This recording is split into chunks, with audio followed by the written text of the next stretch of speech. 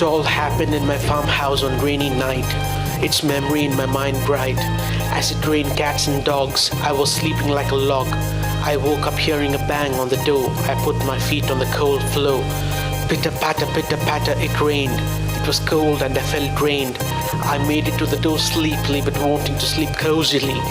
Unlatching the door, I opened it. What I saw I didn't expect one bit. In a maroon sari standing before me was a young and naive-looking beauty. She was drenched from head to toe. Who was she? I wanted to know. But I refrained from asking her so.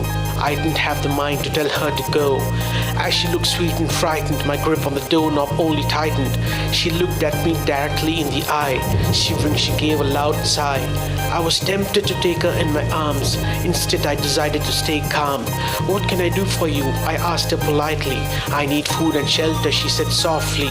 She didn't look like the poor sort. In fact, she looked rich and hot. I gave her a look that was taunted. I knew that wasn't what she wanted. Honestly, deep inside I was excited, and so to let her in I decided. Though excited on one side, to my suspicions I had to abide.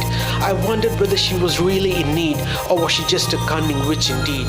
Deciding to worry about it later, in my house I felt she'd be safer. Please come in, I invited her. As she stepped in, she said, "Thank you, sir." She was of my age and she called me sir. Mildly embarrassed, I asked her water. She said, "Yes, a bit cold, thank you so much, sir." So in a bottle I gave her cold water. As she gulped, I stared at her, becoming a bit bold. She looked to be of about 25 years old. As the water was being gulped, I guessed her age, but her intentions were something I couldn't gauge.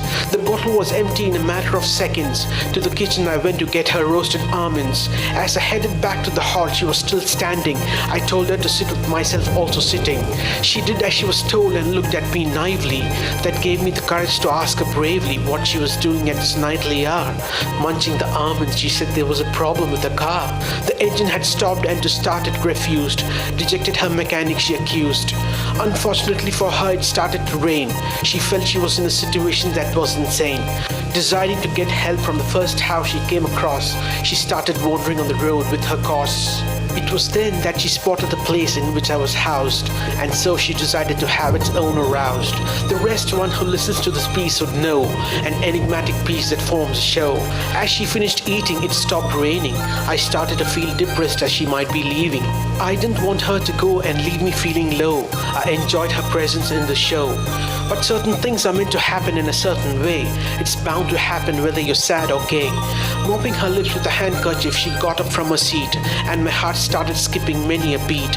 I wanted to rush to her and give her a hug, but I didn't want to look like a mug, so I refrained from what I wanted to do. But cleverly she saw my intentions through. She rushed to me and gave me the hug of my life. She hugged me as if she were my wife. What happened after that I don't remember. When I woke up the next day, it was December. The weather was cold and there was a drizzle. The happenings of the previous night was like a puzzle. The newspaper was slid through the locked door. With my head reeling, I picked up the paper from the floor. I started to flip through its pages, not knowing what to do. My heart was beating fast and my hands were trembling too. When my eyes landed on a particular page, I almost cried. In the obituary column was her photograph and the day she had died. The day was yesterday and the year was last year. Since that day I live life in some sort of fear.